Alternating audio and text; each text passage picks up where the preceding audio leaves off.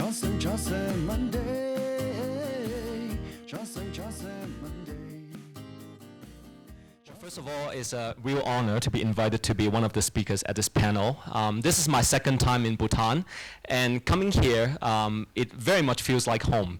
I'm a 13-year Buddhist based on my voluntary will, but in terms of my whole life, I'm actually born in a Buddhist family. So it feels particularly close whenever I come to Bhutan. And today, of course, my part is to talk about the correlation, the relationship between vegetarianism and the environment. I think a lot of people practice vegetarianism from a personal standpoint, of course, from a health standpoint, from a compassion standpoint, and of course from a religious standpoint. And one issue is that from all of these standpoints, personal health, religious, compassion, it comes from the person. And if you talk to an organization, if you talk to a corporation, or if you talk to a government, well, Bhutan being a very few exception because Bhutan is a Buddhist country. But other than that, it's very hard to bring out the interests of a country or of a company why they should support vegetarianism. After all, this is your personal choice, right? So as much as people should respect vegetarian, they would say that you should also respect meat eaters. So I guess one of the bottleneck of promoting vegetarianism in so many years is how can we engage the society across the board to be on this chapter, to support this together? Can we find a common ground so that any companies, any organizations, any government, and of course any human being can be together? And I guess from an environment standpoint, that is one way that we can break the ice, that we can break the barrier, and can bring everyone together. So I started vegetarianism when in 2001, so about 13 years ago. And that is, at that point, it was a personal choice. I actually started vegetarianism when I was in New York. I spent a total of over a decade living in New York. I studied engineering and economics at Columbia University. And when I first started vegetarian in New York, it was actually quite easy because around me you can see a lot of people, even if they are not full vegetarian, they are flexitarian. Flexitarian meaning they are vegetarian, let's say 1 day a week or a few days a week.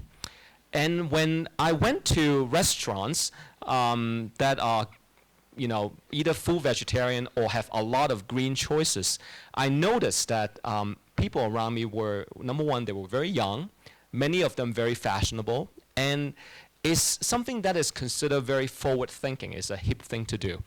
And then I moved back to Hong Kong and to Asia in 2003. And I noticed a very big contrast. When I look around vegetarian restaurants in Hong Kong, I see people that are like grandparents, parents or grandparents. You very rarely do you see a table of 4 or 6 or 8 young people eating vegetarian. And I encounter a lot of questions because at that time I was only in my 20s, and they would ask me, what happened to me? Am I sick? Is there some special reason that I'm vegetarian? And sometimes, of course, I would explain from a health standpoint, from a compassion standpoint. But then, people say, okay, that's your point of view. That's not my point of view. So finally, there's one killer argument that I would make, and they finally would listen. And I say, well, okay, compassion, health, maybe you think that's my personal choice. But there's one element that is our collective choice, and that is our concern for the environment. Now, I guess I can ask any human being on the planet, any country, and I say, well, is there anyone who doesn't care about the environment? Is there anyone who want to have a worse environment? If there's one, feel free to raise your hand. Okay, I highly doubt it. Okay, I think we all want a better environment because we know we have a lot of issues with our planet. But very few people know that all these issues that we are facing from a global environmental standpoint actually has to do with our meat consumption. Now, out of all the problems that we have in the world with environment, what is the number one problem? What is the number one issue that I don't care if you're in Scotland, in Netherlands, in China, Japan, US, Thailand, India, we are all influenced. And that issue is called global warming. And I think with global warming, we always use a term called, let's try to reduce our carbon footprint, live a low carbon lifestyle. Now, with low carbon lifestyle, what do we think? We say, well, let's use less transportation. Let's try to transfer from gasoline cars to maybe electric vehicles. Okay, so the first things that come to mind is transportation. But one element that I would tell all my friends who are meat eaters is that, guess what?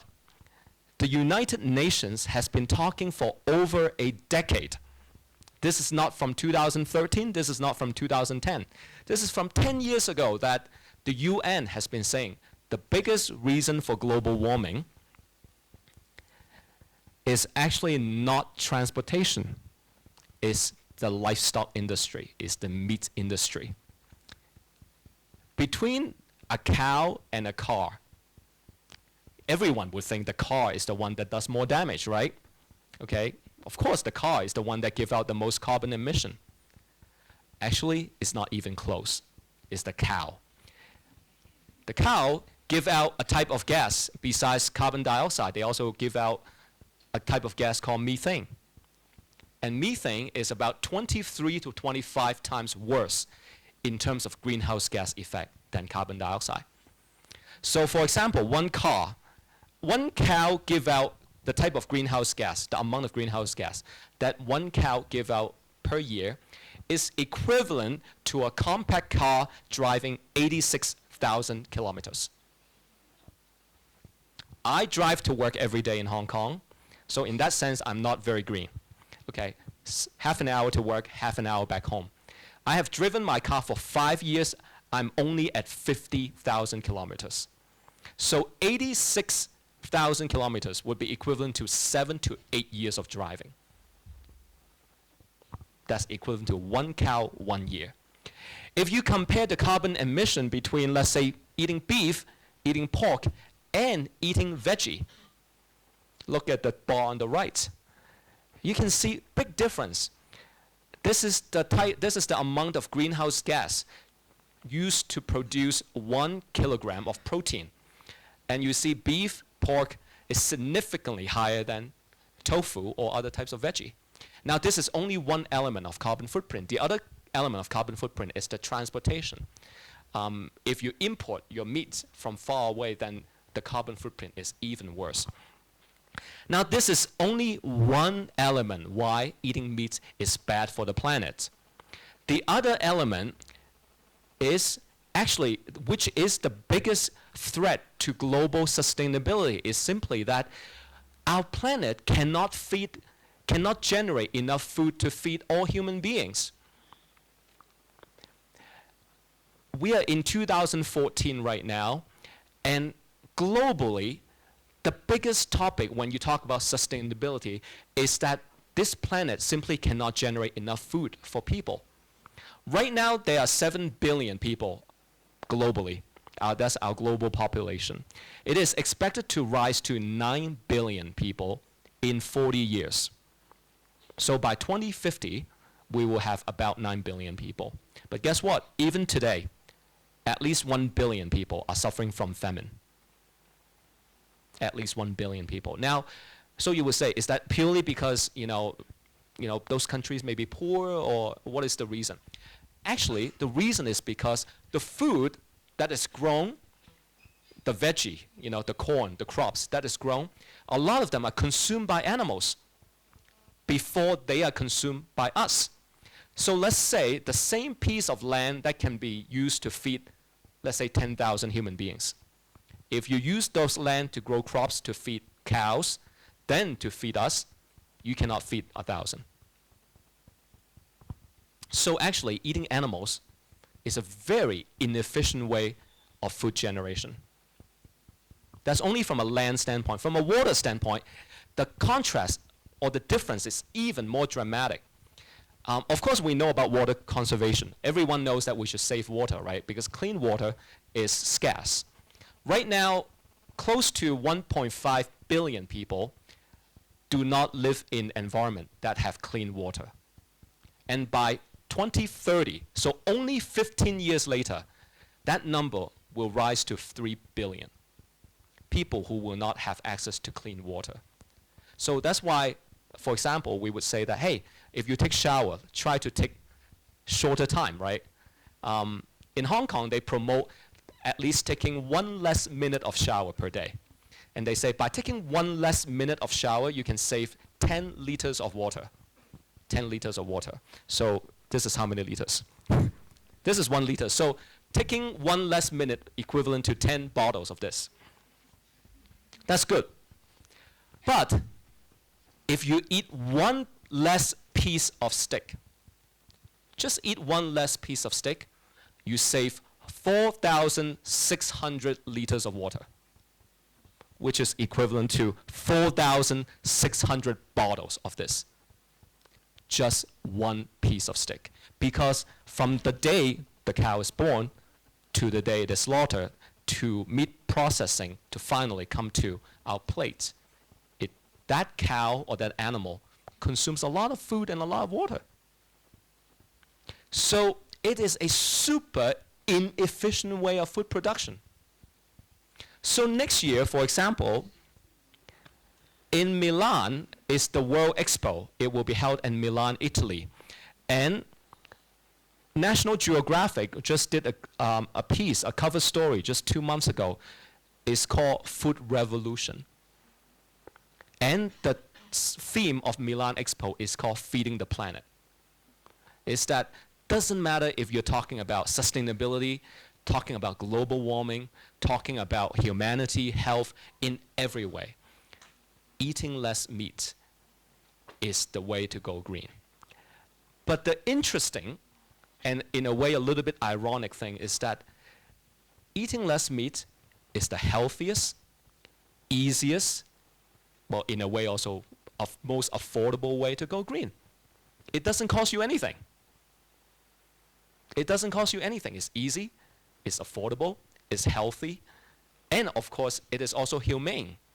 So we started a movement in Hong Kong called Green Monday just 2 years ago, advocating everyone, any company, any organization, and of course restaurants, to simply go meatless 1 day a week at a minimum. Of course, you feel free to do more, but 1 day a week. If you cannot do 1 day, 1 meal a week, you can do it, 1 meal a week. And we're happy to say that in 2 years, it used to be that in Hong Kong, no one, very, very few people care about vegetarianism, because Hong Kong is the capital of gourmet. So people love food from everywhere, lobsters, steak, you know, the best food from everywhere. But now, 23% of Hong Kong population, which is equivalent to 1.6 million people, are now practicing Green Monday, at least. And of those 23%, half are actually practicing vegetarianism, half the time. And then 3% of Hong Kong population now is a full vegetarian. So I guess that is one of the reasons why, you know, the Hong Kong government and many, many corporations, they are all supporting this, because they know this is a great way for them to fulfill their social responsibility, and this is a great way for them to help create a more sustainable future. So in the Q&A session, I guess we will share more about some of the experience that we do Green Monday in Hong Kong and also beyond. Thank you very much.